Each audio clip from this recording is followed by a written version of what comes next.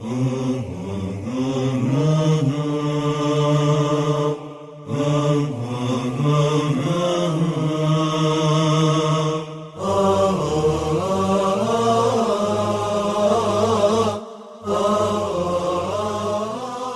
الله الرحمن الرحيم کتێبخانەی ڕۆشنای دەنجی زنجیرەی هاوڵانی پێغەمبەر صلى الله عليه وسلم زنجیرەی دە ناوی کتێب دایکی ئیمانداران ڕەملەی کچی ئەبوو سوفیان نووسینی حەبیب محەممەد سعید بڵاوکردنەوەی نووسینگەی تەفسیر بۆ بڵاوکردنەوە و ڕاگەیاندن نەخشە سازی ناوە زەردەشت کاوانی خەت نەوزاد کۆیی بەرگ ترایزۆڵ نۆرە و ساڵی چاپ یەکەم 1437 کۆچی بەرامبەر بە 2016 زایەنی تیڕاژ 2000 دانە ژمارەی لاپەڕەکان 31 لاپەڕە خوێندنەوەی ڕەشوان کاک خەضر ساڵح کارە دەنجیەکان شاخەوان عەبدولکەبیر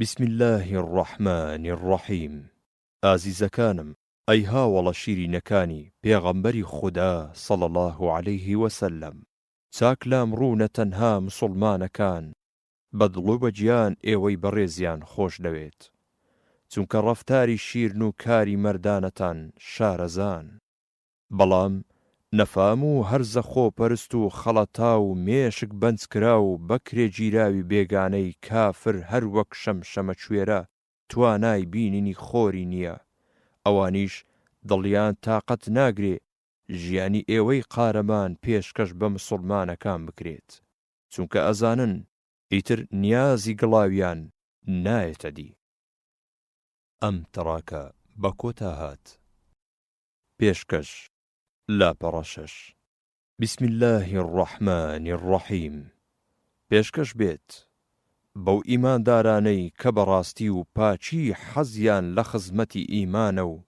سەر و ماڵیان بۆ ئەو کارە تەرخان دەکەن بەو خوشکانەی کە لەسەر ئیمان تەنجیان پێ هەڵدەچێنرێ کەچی ئەمان بە شەفەقەتی ئافرەتی ئیماندارەوە هەوڵی سەرفرازی دونیا و قیامەتی دەوروبەریان دەدەن ئەم تەڕاکە بە کۆتا هات پێشەچی لاپەڕە حەفت بسم الله الرحمن الرحيم الحمد لله رب العالمين والصلاة والسلام على سيد الأنام محمد صلى الله تعالى عليه وسلم وعلى آله وأصحابه أجمعين بانگە شیرینە ڕزگاری خوازەکەی پێغەمبەری خودا صلى الله عليه وسلم وەک مۆمێکی داگیرساوی تیشک زێڕینی لێهات ئادەمیە دڵپاکەکانیش کە شەیدای ڕاستی بوون بوونە پەپولەی دەوری باچیان لە گڕ و گڵپە نەبوو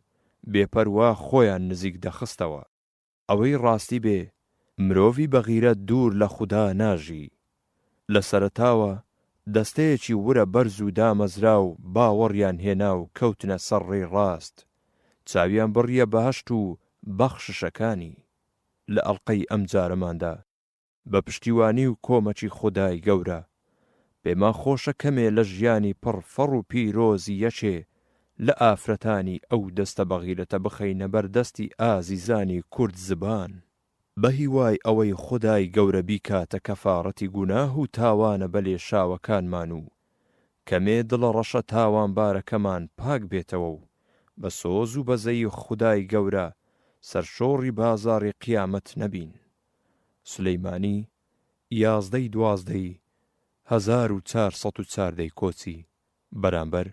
22/5/1995 ئەم تەڕاکە بە کۆتا هات هێزی ئیمان لاپەڕەنۆ بسم الله الرحمن الرحیم قورئانی پیرۆز لەلایەن خودای خاوەن سۆز و بەزەییەوە کرایە خەڵاتی سەرزەوی لە تەنیشت کەعبەی پیرۆزدا جبریلی ئەمین وحی بۆ محەممەد ئەمین صلى الله عليه وسلم قورئانی پێشکەش کرد قورئانی پیرۆز فەرمانی بەسەر محەممەدی دەستپاک و ڕاستگۆدا تا ئادەمیەکان بۆ سەر ڕێبازی خوددا ناسی بانگ بکە صلى الله عليه وسلم تاواز لە کوفر و بێ باوەڕی و بێ ئاگایی بهێنن.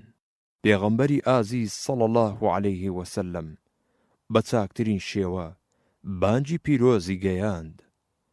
یەکەم جار دانیشتوانی مەککەی ئاگدار کرد و لەزەت و بەرهەم و سەرنجامی ئیمانی بۆ ڕوونکردنەوە.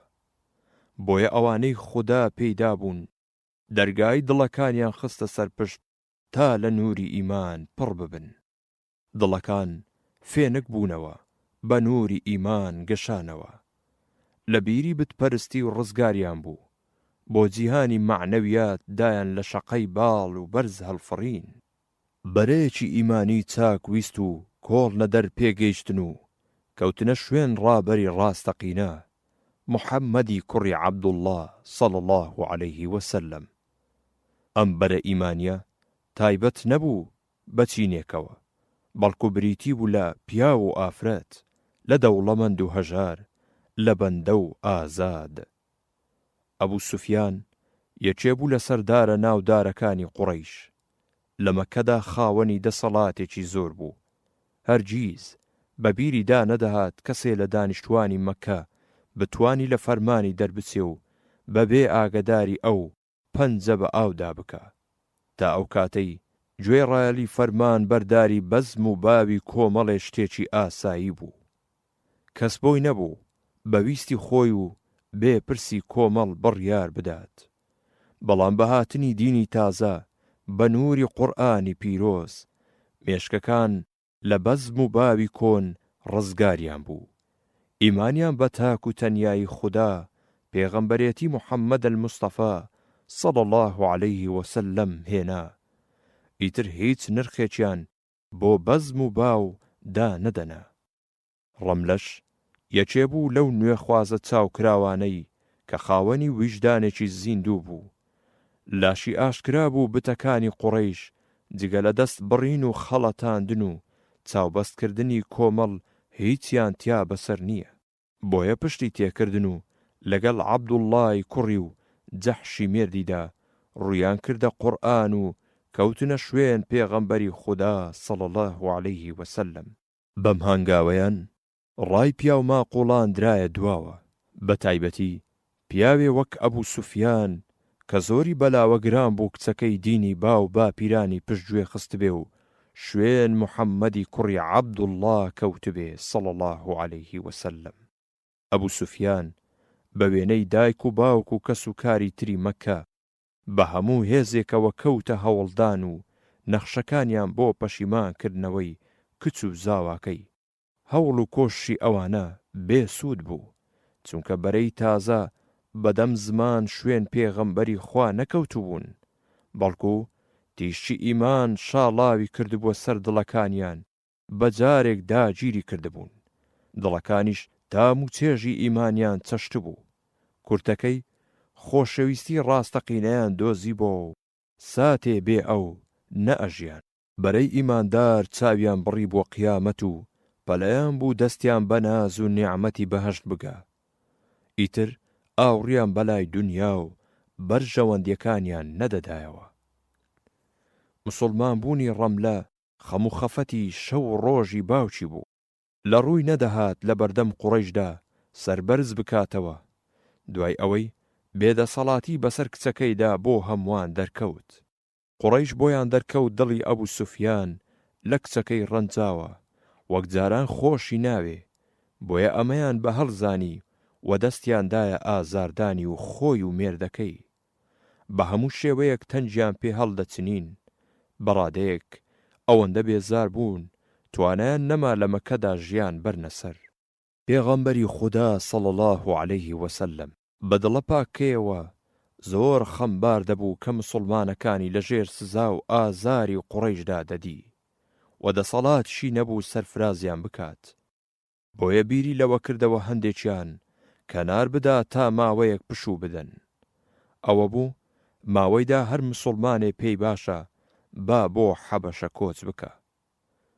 ڕەملە و مێردەکەی و حەبیبەی کۆرپەیان لەگەڵ کۆچکەراندا بەرەو وڵاتی حەبەشە ڕێگای غەریبی و بێ کەسیان گرتە بەر تا لەسەر دینی پاک و بێگەرد بچنە پەنای نەجاشی و پادشای حەبەشە بەبێ تاوان و بەبێ خراپە ئەو بەرە نوێ خوازە و چاک ویستە دەربەدەری وڵاتان کران تەنها لەبەر ئەوەی خودای پەروەردیگاریان ناسی بوو ئامادە نەبوون بە کوێرانە خەریکی بتپەرستی بن ئەم تەڕاکە بە کۆتا هات پاداشتی ئیخلاس لاپەڕە 13 بسم الله الرحمن الرحیم دەستەی بێ کەسە ئیماندارەکە دوای گەشتێکی دوور و درێژ و مادوو بوون و چەرمە سەریەکی زۆر ڕێگای وشکایی و دەریاییان بڕی و گەیشتنە وڵاتی حەبەشە پادشای حەبەشە بەڵێ گاور بوو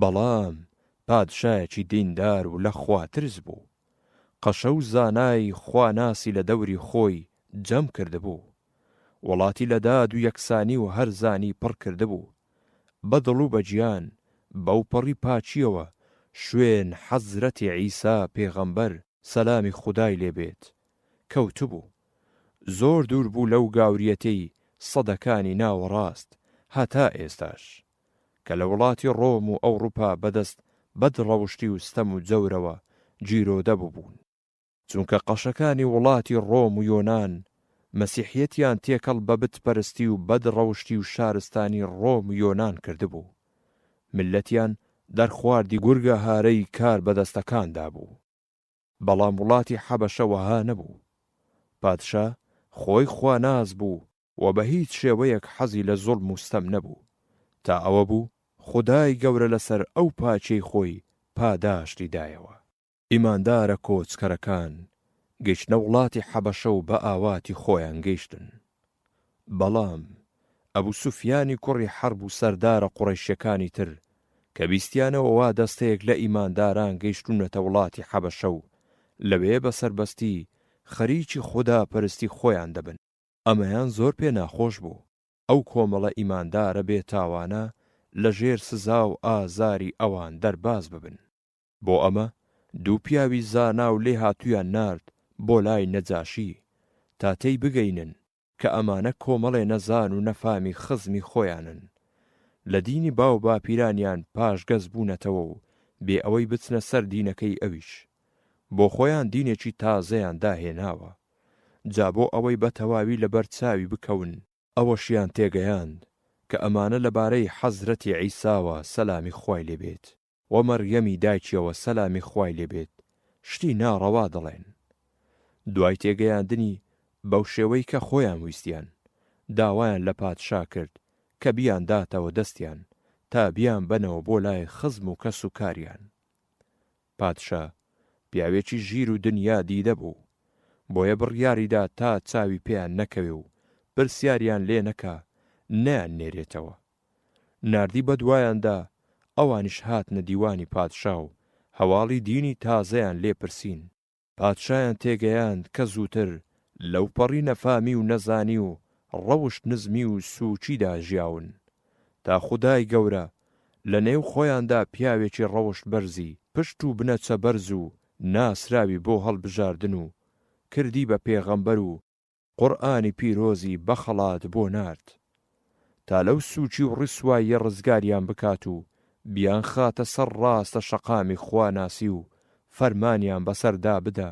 بۆ ئەنجامدانی هەموو کارێکی مەردانە و مژدەی سەرفرازی هەردوو ژیانیشی پێدان کە لەبارەی حەزرەتی عیسا و مەریەمی دایکیەوە سەلامی خوایان لێبێ پرسیاری لێکردن هاتووە زۆری پێخۆش بوو ئەو ئاەتانە بەگوێی خۆی ببیستێ جاکە لە ڕاستیەتی دینی ئیسلام گەیشت و ئاەتە قورئانیەکانیش کە باسی حەزرەتی عیسایان دەکرد سەلامی خوای لێبێت لە دەمی موسڵمانەکانی بیست ڕاستی و پاچی دینی تازەی بۆ دەرکەوت و ئەوەندە گریا تا ڕیشی بە فرمێسک تەڕ بوو قەشەکانیش ئەوەندە گریان تا بە فرمێسک پەڕاوەکانی بەردەستیان خوساند کە پادشا ئەمەی بۆ دەرکەوت پێی وتن ئەم دینەی کە بۆ محەممەدی پێغەمبەرتان هاتووە لەگەڵ ئەو دینەش کە عیسای کوڕی مەریەم هێناویەتی لە یەک سەرچاوەی نوورەوە هاتوون هەروەها لەو کۆڕەدا ئیمانی بە خودای تاک و تەنیا و بێشەریک دەربڕی و تەصدیقی پێغەمبەرایەتی محەممەدیشی کرد صلی الله عليه وسلم. پادشا مسڵمان بوو، گەیشت بەو پلە بەرزەی کە دڵ و دەرونی پاچی پڕ لە ئیخلاسی شیاوی بوو، چونکە لە کاتی گاورێتیشدا پاچی و بەبێ فێڵ خەریکی خوددا ناسی بوو کە ئەمەش یاسایەکی گشتیە. بەڵام هەر لە سەرەتاوە هەرکەس لەسەر هەر بیر و بۆ چوونێک بێت ئەگەر لەبەر خۆیەوە بە پاچی ڕێگیرت بێتە بەر، ئەوە خودای گەورە دەیخاتە سەر ئەو شاڕێگایەی کە خۆی لێ ڕازیە و ئەوەش بە ساختە و بۆ بەرژەوەندی خۆی ڕێگا بگرێتە بەر. پەنا بە خودا ڕۆژ بە ڕۆژ لە ڕەحمی خودا بە دوور دەکەوێتەوە تا بەڕوو ڕەشی و نائومێدی سەردەنێتەوە. نمونەی یەکەم نەجاشی پادشای حەبەشە لەو شوێنە دوورەدا کە خودای گەورە ئەو ئیماندارانە دەنێرێتەوە وڵاتەکەی تا ببنە هۆی هیدایەتی.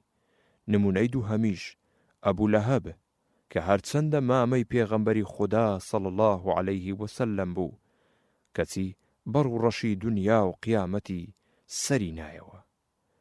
پادشا ئیمانی هێنا و بڕیاری پارێزگاری و ڕێز لە مسڵمانە میوانەکانیدا و جووتە پیاوەکەی قوڕەیشیشی بەدەستی بەتاڵ و نائومێدی ناردەوە. بەڵام سەرکردە و گەورە و پیاوانی حەبەشە هەر لەسەر دینی گاورێتی خۆیان مانەوە. ئەم تەڕاکە بە کۆتا هات. تاقیکردنەوەی سەخت لاپەڕە 17. ڕەملە وای دادەنا شەوانی ڕەشی تاقیکردنەوە و هەڵسەنگاندن ڕۆیشتن و ئیتر ڕۆژی ئازادی و بێوەی دەست پێ دەکات. وایزانی گەشتی دوور و پڕ مەینەت کۆتایی هات و وا گەیشتونەتە مێرجی حەسانەوە. نەیدەزانی قەدەری پڕ لە دادی خودای گەورە چیتری بۆ بڕیار داوە. نەیدەزانی شەوانی زەحمەت و خەم و خەفەت بۆ ئەو لە مەولا دەست پێ دەکەن. بەڵێ بەپێی قەدەری پڕ حیکمەت و عەدالەتی خودای پەروەردیگار تاقیکردنەوەیەکی زۆر سەخت و ناهەموار هاتە بەردەم حەبیبەی کچی ئەبوو سوفیان. تاقیکردنەوەیەک لەو پەڕی سەختیدا بوو کە وەک دەڵێن لوقمانی حەکیمی تێدا حەیران دەبوو.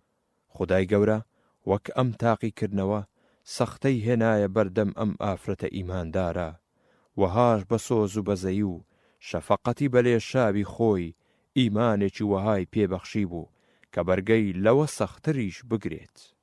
بەڵێ ئازیزانم، هاوڵە شیرینەکانی پێغەمبەری خوددا صلی الله عليه وسلم خوا لەوانیش ڕازی بێ وەک ئاوێنەی بەردەم خۆیان لێ هاتوو بوو. چۆن هەر ئاوێنەیەک بەپێی گەورە و بچووکی خۆی وێنەیەکی خۆری تێدا دەردەکەوێ، ئەوانیش هەر یەکەیان بەپێی توانا و لێ هاتن و وەپلەی خۆی لە نووری پێغەمبەرایەتی صلی الله عليه وسلم محەممەد المستەفایان وەرگرتە بوو. هەر یەکەیان وێنەیەکی بچوو کراوی پێغەمبەری صلی الله عليه وسلم بوون. سەرەتای دەست پێکردنی ئەو تاقیکردنەوە ناهەموارە بە خەوێک دەستی پێکرد کە ڕەملە خۆی بینی. شەوێکیان لە خەویدا چاوی بە عەبدوڵڵای کوڕی جەحشی مێردی کەوت. سەرنجی داوا لە ناو دەریایەکدا شەپۆڵ دەدا و چین لەسەر چین تاریکاییش دەریایەکەی داپۆشیوە و ئەویش لەو پەڕی ناڕەحەتیدایە. لە ناکاو لە خەو ڕاست لەچی و ترس و لەرزێکی زۆر دایگرت بوو. خەوەکەی زۆر بەلاوە سەیر بوو، وای بە چاکزانی نەبۆ مێردەکەی و نەبۆ کەسی تریشی نەجێڕێتەوە. بەڵام زۆری پێ نەچوو، خەوەکەی هاتە دی. ئەو ڕۆژە کە لە شەوەکەیدا ئەو خەوەی دی بوو بەسەر نەچوو، ئەنجامی خەوەکەی هاتە دی. هەر ئەو ڕۆژە عەبدوڵڵای مێردی لە دینی ئیسلام پاش گەز بوویەوە و چووە سەر دینی گاوران. بەڵێ وازی لە ئیمان و ئیسلام هێنا، دەستیدایە خواردنەوەی مەی. ڕەملە ئەم هەڵوێستەی مێردەکەی لەلا پەسەند نەبوو، حەزی نەدەکرد پیاوێک لەسەر ئیمان لە وڵات و کەس و کاری خۆی دەربەدەر بوو بێ کەچی ئیمانەکەی بدۆڕێنێ بە سەرگەردانی سەر بنێتەوە. داخۆ چەندی لێپاڕابێتەوە، با پیاوی چاک بێ، سەر لە خۆی نەشێوێنێ، دنیا و قیامەتی لە کیس نەچێ. ئافرەتی بەستە زمان دەسەڵاتێکی نەبوو. مێردەکەی بەو شەوە نەوەستا ڕووی کردە ژنەکەی و ماوەی هەڵبژاردنی دوو ڕێگایدایە، یا ئەوە تا تەلاقی وەرگرێ، یا ئەویش ببێتە گاور. ئافرەتی بەستە زمان لە نیازی مێردەکەی گەیشت، بیری کردەوە دەبێ یەکێ لەم سێ ڕێگایە هەڵبژێرێ، یان ئەوەتە بەگوێی هاوسەری ژیانی بکە، یا ئەو پەڕی هەوڵی لەگەڵ دەدا بۆ گاوربوون، واتە لە دینە پاک و بێگەردەکەی محەممەدی ئازیز صلی الله عليه وسلم پاشگەز بێتەوە، واز لەو ئیمانە پاڵفتەیە بهێنێ و وەک مێردەکەی پەنا بە خودا سەرشۆڕی دنیا و قیامەت هەڵبژێرێ. دیارە کە ئەگەر بە شانەی ئاسنین گۆشت و ئێسقانی لە یەک جیا بکرێتەوە، هەرگیز توانای ئەوەی نییە. بەڵێ، توانای ئەوەی نییە واز لە قورئانی پیرۆز بهێنێ و بکەوێتە شوێن خوڕافیاتی کەنیسە، یا ئەوەتە بە کۆڵی خەجاڵەت و سەر شۆڕەوە بگەڕێتەوە ماڵی باوکی کە هێشتا قەڵای کوفر و بتپەرستیە، ئەو کاتەش بەخۆی دوینەکەی و زەلیلی بەردەستی بێ بڕوای بێت و ژیانێکی تاڵ و چاو شۆڕانە بەسەر ببات، یا ئەوەتە وەکوازی لە باوکی و بتپەرستی هێناوە دەستبەرداری مێردە گاورەکەشی بێت و لەبەر ڕەزامەندی خودای پەروەردیگار و پاراستنی ئیمانەکەی بە تاقی تەنیایی و بەبێ کەس لە وڵاتی حەبەشە بژێ و بۆ هیچ ڕەشەبایەک ملکەت نەکات. کە سەرنجی ئەم سێ ڕێگایەدا یەک لە یەک گرانتر بوون. ڕێگای یەکەم و دووهەم هەر قازانجێکی دنیایی بکات، ئەوە تیاچوونی ئیمانەکەی تێدا مسۆگەرە. بەڵام ڕێگای سێهەم هەر زیانێکی دنیایی بکە، ئەوە پارێزگاری ئیمانەکەی تێدا مسۆگەرە. بۆیە پشتی بە خودای گەورە بەست و بڕیاریدا مەردانە بەبێ کۆڵدان لە وڵاتی حەبەشە بمێنێتەوە و دەستبەرداری ئیمان نەبێت و چاوەڕوان بکە تا خودای گەورە دەروی لێ دەکاتەوە. بەمە تەلاقی لە مێردەکەی وەرگرت و نەشگەڕایەوە مەککە بۆ ماڵی باوکی. ئەم تەڕاکە بە کۆتا هات. دەرگای ڕەحمەت، لاپەڕە 21. ڕەملە خۆیدایە دەست پەروەردیگار بە ئیمانێکی کامڵەوە، چاویە بڕیە ئاسمان تا دەروی بە خێری لێ بکرێتەوە. بە ملی کەچەوە دادی بێکەسی و غەریبی خۆی بردە بارەگای پەروەردیگار، بەسەر بەرماڵەکەیەوە هانای بردە بەر خودای گەورە، لەم تاقیکردنەوە سەختەدا ئارام و دامەزراوی پێ ببەخشێ. ژیان هەمووی تاقیکردنەوەیە، بەڵام بۆ ئیماندار هەمیشە تاقیکردنەوەی سەرکەوتنە. هەرگیز خراپە نایەتە بەردەم مسڵمانی دامەزراو. هەرگیز خودای خاوەن شەفەقەت بەندەی دڵسۆز و ڕاستگۆی لە ڕەحم و بەزەی خۆی بێبەش ناکات. ئیماندار ئەوەندەی لەسرە پەروەردیگاری خۆی خۆش بوێ و بە فەرمان و بڕیارەکانی ڕازی بێت، ئیتر خودای پەروەردیگار خۆی چاودێری دەکات. حەبیبەی هەڵگری ڕاستەقینەی قورئان بە تەواوی خۆی تەسلیمی قەدەری پڕ عەدالەتی پەروەردیگار کرد. خودای گەورە هەر خۆی چاک نەخشەی دەچێشێ و هەر خۆشی دەزانێ بەندەی دامەزراوی بەچی تاقی بکاتەوە تا پلەی بەرز کاتەوە. چاوەڕوانی نزا و پاڕانەوە و خۆ تەسلیمکردنەکەی ڕەملە زۆری نەخایەند. مێردەکەی دوای ماوەیەکی گەلێ کەم بە گاورێتی سەری نایەوە و مرد و بە تەواوبوونی عیددەی تەلاقدانەکەشی دەرگای ڕەحمەتی پەروەردیگاری لێکرایەوە. بەختەوەری باڵی گرتەوە بەرەو ماڵە خەمبار و مات و مەلوولەکەی حەبیبە کەوتە ڕێ. خودای گەورە نزا و پاڕانەوەکانی گیرا کرد و دەروازەی بەختیاری دنیا و قیامەتی بۆ خستە سەرپشت. ئەوە بوو لە چێشتەنگاودا ڕۆژێکی ڕازاوە و پڕ بەختەوەریدا تەقە لە دەرگای ماڵی ڕەملە درا. چوو بەدەم دەرگاوە کە کردیەوە دەبینی وا ئەبرەهەی کەنیزێکی تایبەتی نەجاشی پادشای حەبەشە بۆ لای ئەو هاتووە. ئافرەتەکە بەوپەڕی ڕێز و حورمەتەوە سەلامی لێ کرد. ماوەی چوونە ژوورەوەی لێ خواست و کە چووە ژوورەوە پێی وت: پادشا سەلام و ڕێزی هەیە بۆت. ئەڵێ: محەممەدی پێغەمبەر صلی الله عليه وسلم خوازبێنی کردوویت بۆ خۆی. نامەیەکیشی بۆ پادشا ناردوو، ئەوەی کردووە بە وەکیل تا مارت ببڕێ لێی. جا تۆش بەویستی خۆت یەکێ بکە بە وەکیلی خۆت.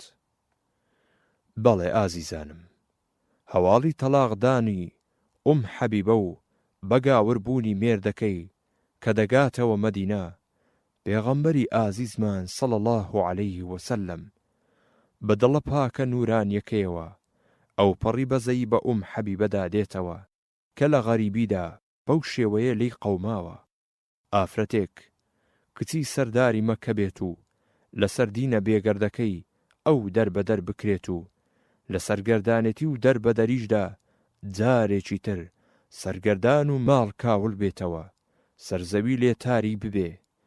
مرد داوای گاوربوون و باوکیشی داوای بە کافر بوونەوەی لێ بکە. ئافرەتێ ئەوەندە غیرەتی بێ و دەست بەرداری ئیمان نەبێ، پێویستە هەڵوێستی مەردانەی بەرچاو بگیرێ، پێویستە خێرا خەمی بخورێ، هاوشانی خۆی بۆ بدۆزرێتەوە و داوای بکە. پێغەمبەری خوددا صلی الله عليه وسلم سەرنجی دا ئەم ئافرەتە کە کچی ئەبوو سوفیانە، وەک کچە پادشا وایە کە ئەم هەڵوێستە مەردانەشی گرتۆتە بەر جگە لە پێغەمبەری خوددا صلی الله عليه وسلم کە سەرداری مسڵمانانە داوای بکە بە کەسی تر لەو لێ قەومانە گەورەیەدا دڵخۆش ناکرێ. لەبەر ئەم حیکمەتە و حیکمەتی تریش پێغەمبەری ئازیزمان صلی الله عليه وسلم وای بە چاکزانی خۆی بنێرێتە خوازبێنی ئافرەتێکی وەها بە غیرەت و ئیمان کامڵ کە ئەبرەها هەواڵی بە حەبیبەدا خەریک بوو لە خۆشیاندا باڵ بگرێتەوە، بەدەنجی بەرزەوە وتی: خوددا مژدەی خێرت بداتێ، خوددا مژدەی خێرت بداتێ. لە خۆشیاندا چی ئاڵتون و خوشلی بوو، دایکەند و پێشکەشی کرد. دوای ئەوە پاوانەکانی پاشا هەردوو گوارەکانی و ئەم ستیلەکانی لەو ساتەدا ئەگەر هەموو گەنج و گەوهەری دنیای بووبوایە پێشکەشی دەکرد. دوای ئەوەی پێیوت: وا خالیدی کوڕی سەعیدی کوڕی عاس کە نزیکترین خزمە، لێرە کردمە وەکیلی خۆم. بەم شێوەیە درەختی ئیمان هاتە بەرهەم و دەروی خێر لەو شێرە ئافرەتە کرایەوە. بەڵام چۆن دەرویەکی لێکرایەوە کە هەرگیز بەبیریدا نەهاتووە ئەو خاوەنی ئیمانێک بێت بۆ ئەوە بشێ ببێتە هاوسەری یەکەم خۆشەویستی خوددا صلی الله عليه وسلم، هاوسەری پێغەمبەری خوددا صلی الله عليه وسلم، ببێتە داچی هەموو ئیماندارێک تا ڕۆژی قیامەت. ئەم تەڕاکە بە کۆتا هات. کۆڕی فەڕ و پیرۆزی لاپەڕە 25. وڵاتی پادشای خواناس ئاوەدان و ڕازاوە بوو. کۆشتی پادشایەتی لەو پەڕی قەشەنجی و ڕازاوەییدا بنیات نرابوو، بەسەر بەرزاییەکی بەدار و درەختدا پۆشرا بوو، بەسەر باخچە و گوڵ و گوڵزارێکی دڵڕفێنی حەبەشەدا دەی ڕوانێ. نەجاشی لە کاتی دیاری کراودا ناردی بە دوای ئەو هاوڵانەدا کە میوانی وڵاتی حەبەشە بوون تا ئامادەی کۆڕی پیرۆز بن، کۆڕی مارە بڕینی ڕەملەی کچی ئەبوو سوفیان لە پێغەمبەری خوددا صلی الله عليه وسلم. هاوڵە ئیماندارەکان بە پێشەوایەتی جەعفەری کوڕی ئەبوو تالیب و خالیدی کوڕی سەعیدی کوڕی عاس و عەبدوڵڵای کوڕی خوزافەی سەهیمی بەرەو کۆشتی پادشا کەوتنە ڕێ. و لە یەکێ لە هۆڵە فراوان و نەخشینەکاندا کە بە چرای تایبەتی ڕوو ناکرابۆیەوە، بە چاکترین فەرشی ئەو ڕۆژە هەمولایەکدا پۆشرا بوو و دانیشتن کە هەمووان ئامادە بوون کۆڕ بەسترا. نەجاشی پادشا بۆ داواکردنەکەی دەستی بەو تارداندا کرد و وتی: سوپاسی خودای پاک و بێگەرد و خاوەن هێز و دەسەڵات دەکەم. شاهێدی دەدەم کە جگە لە ذاتی ئەڵڵاه هیچ خودایەکی تر نییە و محەممەدیش صلی الله عليه وسلم بەندە و پێغەمبەری خودایە، ئەو کەسەی کە عیسای کوڕی مەریەم موژدەی بەهاتنی داوە، سەلامی خودای لێبێت. بەڕێزان، پێغەمبەری خوددا صلی الله عليه وسلم فەرمانی بەسەردا داوم کە حەبیبەی کچی ئەبوو سوفیانی لێمارە بکەم. منیش وا فەرمانەکەی ئەنجام دەدەم، وا لە جیاتی ئەو 400 مسقال زێڕ لەسەر سونەتی خوا و پێغەمبەرەکەی صلی الله عليه وسلم کردە مارەیی. دوای ئەمە دینارە زێڕەکانی خستە بەردەمی خالیدی کوڕی سەعیدی کوڕی عاس. دوای ئەوە خالیدیش هەستا و وتی: سوپاس و ستایشی خودای گەورە دەکەم و داوای کۆمەچی و چاوپۆشی تاوانی لێ دەکەم، بە پەشیمانی دەگەڕێمەوە بۆ لای. شاهێدیش دەدەم کە محەممەد صلی الله عليه وسلم بەندە و پێغەمبەری خودایە، دین و هیدایەتی ڕاست و ڕەوانی بۆ ناردووە تا بەسەر هەموو دینێکی تردا سەری بخات، ئەگەرچی کافرانیش پێیان ناخۆش بێت. بەڕێزان، وا منیش فەرمانی پێغەمبەری خوددا ئەنجام دەدەم صلی الله عليه وسلم. حەبیبەی کچی سوفیان کە منی کردووە بە وەکیلی خۆی لێم مارە بڕی، خوا فەڕ و پیرۆزی بخاتە ئەم ژنهێنانەی پێغەمبەرەکەیەوە صلی الله عليه وسلم. لە حەبیبەش پیرۆز بێ، وا خوا ئەم خێر و بەرەکەتەی لە چارە نووسی. دوای ئەوە پارەکەی هەڵگرت و هەستایە سەر پێ، بەو نیازەوە پارەکە بۆ ڕملەی دایکی ئیمانداران بەرێ. هەستانەوەی خالید و هاوڵەکانیشی هەستان ویستیان بچنە دەرەوە، بەڵام پادشا ماوەی ڕۆیشتنی نەدان و فەرمانی داوتی: دانیشن، سونەتی پێغەمبەرانە سەلامی خوایان لێبێ، کاتێک کە ژنیان هێنابێ نانیان داوە. دوای نانەوە فەرمانی دا سفرە خوانیان ڕازاندەوە، نانیان خوارد و ئەو ساگەڕانەوە بۆ شوێنی خۆیان. دوای ئەوە خالیدی کوڕی سەعید زێڕی مارەی یەکەی بۆ ڕەملە برد و ئەویش 50 مسقاڵی لێ نارد و بۆ ئەبرەهە و پێی وت: کاتێ موژدەت دامێ و منیش ئەو موژدانەیەم دا پێت، پارەم بەلاوە نەبوو. ئەوەندەی پێ نەچوو ئافرەتەکە هات و 50 مسقال زێڕەکەی بۆ حەبیبە هێنایەوە و کیسی بۆن خۆشیەکەشی دەرهێنا و چی مژدانەی تری پێدا بوو لە بازن و بەند و پاوانە و گوارە و موستیلە، هەر هەمووی جێڕایەوە بۆی وتی: پادشا فەرمانی بەسەرداوم هیچت لێوەرنەگرم. فەرمانیشی بە خێزانەکانی داوە هەرچی بۆن خۆشیەکانە بەلاوە هەیەتی بۆی بنێرن. ئەبرەها هەستا و ڕۆیشت و بۆ ڕۆژی دووهەم بەو پەڕی شەرم و حەیایەوە گەڕایەوە، چەند جۆرێ لە بۆن و خۆشی و وەک عود و زەعفەران و عەمبەری بۆ حەبیبە هێنا. دوای ئەوە ئەبرەها بە ڕەملەی دایکی ئیماندارانی وت: منیش پێویستیەکم بە تۆ هەیە. ڕەملە وتی بەسەر چاو: فەرموو چییە؟ وتی: من مسڵمان بووم و شوێن دینە پاکەکەی محەممەد صلی الله عليه وسلم کەوتوم. جا سەلامم بگەینە بە پێغەمبەر صلی الله عليه وسلم، ئاگداری بکە من ئیمانم بە خودا و پێغەمبەرەکەی هێناوە، بەڵام لە یادت نەچێ. دوای ئەوە بە شێوەیەکی ڕێک و پێک چی پێویست بوو ئەبرەهە بۆی ڕێک خست و بەو پەڕی ڕێزەوە بەرەو مەدینەی پای تەختی دەوڵەتی قورئان خستیە ڕێ. ڕەملەی داچی ئیمانداران لەگەڵ موسڵمانەکانی تر گەیشتنە مەدینە، کە گەیشتنە خزمەتی پێغەمبەری خودا صلی الله عليه وسلم. بە وردی هەواڵی خوازبێنی و مارە بڕینەکەی ئەو هەموو چاکانەی ئەبرەهەی لەو غەریبیەدا لەبەر خاتری پێغەمبەری خودا صلی الله عليه وسلم خۆشەویستی ئیسلام لەگەڵدا کردبووی، سەلام و مسڵمان بوونەکەشی بۆ جێڕایەوە. پێغەمبەری خودا صلی الله عليه وسلم هەواڵە دڵخۆشکەرەکانی ئەبرەهەی زۆر پێخۆش بوو، بۆیە وەڵامی سەلامەکەی دایەوە فەرمووی: وعليها السلام ورحمة الله وبركاته.